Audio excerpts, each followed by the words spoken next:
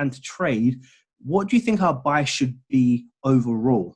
As opposed to trying to dissect the market too much and figure out where the support levels are, where the resistance levels are, where the higher lows are, and how we can start scaling down to 3, 4, 5 timeframes to then look for buys. Where should the weight of this be? Down. Down. Right. Now, most of us have traded a period or duration of the day. We've come away, we've come back in the evening, and we've tried to buy in a sell bias market. Now, how many times have you tried to buy in a sell bias market, but during the whole period of the day, you just lost sight that this was actually a sell bias market? And every time you was buying this market, you kept getting break even or losing the trade, to then come back in the evening and see that the market tanked to the downside. And then the whole reason why you had those break even trades or losing trades when you was buying was, hold on a minute, where's the direction of the market? It's actually down. Now, that's happened to me many, many times. And that is one of the biggest things that I find myself getting involved in. I find myself trying to look for those reversals sooner rather than later, even though that I say don't get into the market first, get in second. By the time I scale down to my lower time frames, I end up finding a trend to the upside because that is what I'm looking for, to then end up losing a trade or going break even, to then realize in the evening that the whole structure was down and I was just better off putting my money on sells regardless, as opposed to wasting time looking for those buys. Now, I don't know if this makes sense, but what I do know is that it happens to me a lot. And what I'm finding out as I'm continuing to grow as a trader is that my money is best put in front or on top or in the direction that the train is actually going. Regardless, it doesn't matter. It doesn't matter whether I get the best entry, the best buy, the best breakout, the best retest. If I identify the market's going down, whether I sell here or I manage to sell here, it makes no difference. Whether I sell here and have a stop loss above this structure and I make this much money, or whether I sell here with a stop loss above this structure and make this much money, what's the difference? Well, yes, I'm going to make a bit more money, but the truth is there's no difference. I'm making money, right? Whereas if I'm trying to buy here constantly and I end up losing money and going break even, then what's the better option? The better option is to get the worst entry with the biggest stop loss and make a little bit of money, as opposed to continue and try to anticipate where the market may go or reverse and then make no money. Do you understand? This is not me telling you how I trade on a daily basis. This is just a concept that we all have to learn to accept. Because if we don't, then guess what? We're going to end up continuing to be losing traders. Now, I'm going to make this so much easier for you today. It's going to be unbelievable. But I just need you to understand the concepts. Okay? And up till now, I really hope that you do. Let's move on to the next market structure. The next market structure that we usually look at is what? What structure is this? Sideways. Right. Okay. So when we're coming to the market and we're looking at this, we can clearly see that this market is defined as a sideways moving market. Now, I'm going to tell you something. We could break this structure down and we can look at this structure as a sell by structure because of breaker structure X, Y, and Z. Okay. But there is a strong definitive difference between a sideways moving market and an uptrend and a downtrend. A clear sell by structure is going to make structure that looks like this. Structure that breaks its previous lows and makes lower highs. It's that simple. When the market is moving up, it's going to break its previous structure highs and it's going to make higher lows. Now, when the market is moving sideways, regardless whether we can dissect this down into a structural low, not breaking the low, not breaking the high, double tops, lower highs, 15-minute time frame entries, double tops, fails to break, break above, false break back ins. We can do all of this stuff as well because we know how the market moves so we can scale down. But now it's not about doing that anymore because everybody or the majority of people here are getting confused. So I just want to keep this simple. If the market is giving us a clear downtrend, we will be able to identify that downtrend. If the market is giving us a clear uptrend, we're going to be able to identify that uptrend. And just like on our previous example, and what I've just mentioned, we just want to put our money where the market is going, regardless of the size of our stop loss or whether we got the perfect entry or not. Anytime the market is moving sideways and the market is not breaking its highs or breaking its lows or breaking its highs or breaking its lows, then guess what? Get out of the markets, let it go, and wait for the markets to trend. This is going to be your best tradable opportunities. Now, again, I know every single one of you knows this. But what I'm here to do today is try to clear the cloud that is in front of your eyes, because it's very easy, and especially over this this COVID-19 or coronavirus period, a lot of us have had a lot of time to be sitting at our charts and trading. And if we haven't been trading, then we've definitely been looking at the community and traders within the community and seeing what they've been doing. Now, I'll be honest with you, I'm very impressed with how Stubbsy trades. I'm very impressed with how Vraj trades. I'm very impressed how Tom trades. I'm very impressed how a lot of people trade in this community. I'm super impressed how Kat trades. And Kat's been doing these trades where she's waiting for really strong pullbacks and continuations. And I asked her about this and she helped me to identify it. But, you know, through my back testing, it never worked for me. Now, does that mean that it's bad? No. Does that mean if it doesn't work for us, it doesn't work for us? Well, yeah, that's true. It doesn't. But if it works for somebody else, that it should work for us? No. So the point in today's session is not trying to be like everybody else, trying to be too technical. It's just to try and keep things super simple. Okay? So continuing to understand these concepts. Now, when we're identifying...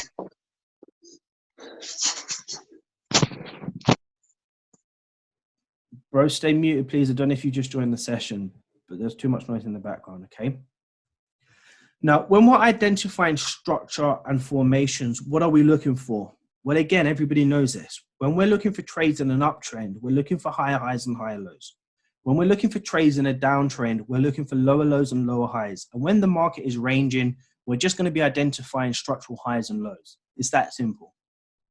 Now, when we continue to understand this, we need to understand how the market moves. The market will make higher highs.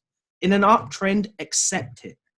It is just a matter of time, if the market is moving up, that it will make a new higher high. Now, understanding and accepting that the market will make a new higher high, if in an uptrend, then you just have to identify or take trades in line with that directional bias until you get the trade right.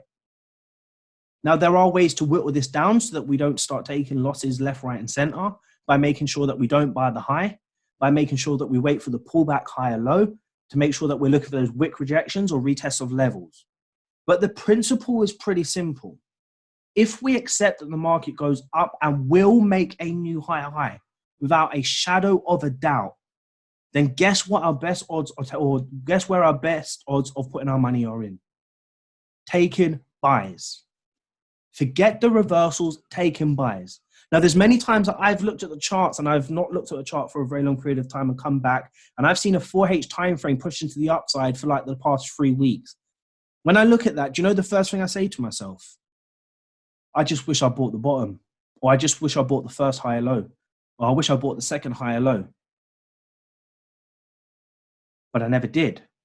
But then it boils down to the next question. If I bought the higher low, would I have even held it for 500 pips? Don't know. Probably wouldn't have. Not my style of trading. I go for 1 to 3 and I'm out. And I don't hold trades overnight, neither do I hold trades over the weekend. So would I have done it? But then when I question myself and I say to myself, well, if the market goes up, makes higher highs and higher lows, and my stop loss was below the previous higher low structure, then technically I could have held that for as long as the market made a lower low or broke that structure. So why didn't I do it? Or why can't I do it? Well, I don't trust the process enough. Now, I'm not saying I'm perfect, and I'm not saying this is what I do, guys or ladies. I'm not claiming to be the perfect trader here. I'm trying to illustrate my experience with what I do in the markets to what I know the markets do, then to try and relay that on to you from what I see you guys doing as well. But if I'm to trust the process thoroughly, yes, I'll be grateful for my 1 to 3, but if I'm bitching behind closed doors that I didn't get the 1 to 5, then what should I have done? If I know the market goes up, makes higher highs and higher lows, what should I have done? Regardless of resistance, regardless of the pullbacks, what should I have done?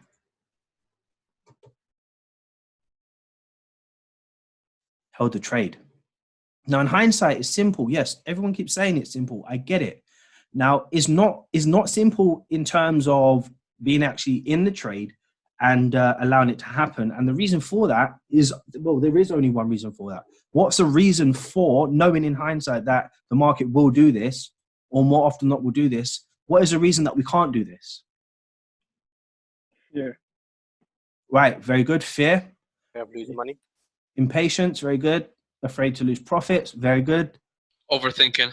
Very good. And what does this all boil down to? Ourselves. Psychology. Emotions. Emotions. Now, I tell you something, right? Yesterday and the day before, and you guys can think what you want to think. But guess what I did? I went down to the 1 minute time frame because I wanted to understand something. And whilst I was on the 1 minute time frame, guess what I identified when I was on the 1 minute time frame? Structure. Structure is structure. So guess what I did? I started trading. And I think out of all the trades that I took in total, I think over the period of 2 days, I think I took about, I don't want to lie to you guys, but I'll be brutally honest. I think I took around about 22 trades in total. I think of those 22 trades, I won well over 70% of them. And I was just trading structure. I was just simply waiting for the market to make higher lows and lower highs. I was waiting for double tops and double bottoms. I was just waiting for price to break above structure and give me a slight retracement. And I didn't deviate from the 1 minute time frame. I didn't look for any structure, high time frame analysis or anything. Now, this is not to say that you should do this, but guess what I realized whilst I was down there? That structure forms exactly the same as a 4H, 1H, 15 minute, 20 minute, 30 minute time frame. It just does exactly the same thing. What was the only difference about the 1 minute time frame that I was able to enjoy myself down there with no fear? You're faster. What do you think? Time. Risk. You're faster. Quicker. Alexander said it. Everything was just quicker. I was able to play the numbers game out in a very short space of time. I didn't have to worry about 3-4 hours. I didn't have to walk away from my screens. I didn't have to go to the shops or take my son out for a walk or, take my missus to the hospital or anything like that and start anxiously thinking about my trades. Just everything happened there. If I was wrong and I got stopped out on a lower high, I was wrong. I just went into another trade. I just went into another trade. I just went into another trade and just kept taking trades over and over again. The only thing that screwed me was the commissions because the lot sizes. But other than that, everything was just amazing. Now, I'm not saying you guys to go down to the 1 minute time frame. My point here is to prove, or to myself, for this session.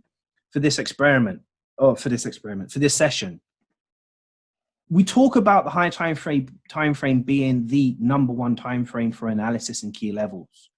Once we find a key level on the higher time frame, we start scaling down. What happens? Does it become easier to see the market or does it become noisier? Noisier. Noisier, right? It becomes noisier. Structure starts to change in different forms.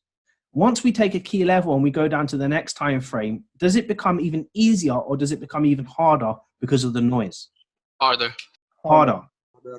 Now, if we just got rid of that concept of having to use a high time frame to then scale down to our lower time frames to see what's happening, and we just use one time frame, what would we be able to identify on that structure? Oh, I just said it. What would we be able to identify on that time frame? Structure. Now, as we mentioned in the beginning, if the market's going to go up, it's going to make higher highs and higher lows. And if it's going to go down, it's going to make lower lows and lower highs, right? So this is what a downtrend is going to look like. Now, if I looked at this structure on the 4H time frame and identified a key level, or identified a key level as a lower high, then guess what? When I start going down to the hourly, that's going to be a trend up. When I start going down to the 15-minute, that's going to become a consolidation at the top. When I go down to the 5-minute, that's going to be a potential goodness knows what. Do you understand? But structure is structure. And then obviously we have our range, which is our structural highs and our lows. Now we all know the concept of a range. If the range is clean, then we take a sell from the top. And if the range is clean, we take a buy from the bottom. Now, I just want to ask you a question. When we're looking at this structure, what does this red box or rectangle or whatever you call it represent here? An area. An area in the market. If price is coming to the top and showing strong signs of wick rejections, what is this identifying? Price is doing what? Failing to break. Okay. Now, if the market is failing to break to the upside, and I said that you have to place this trade, are you going to take a buy or are you going to take a sell? Sell. Right. If the market is pushing to the downside and failing to break the lows and indicating strong signs of wick rejections, and I said you have to place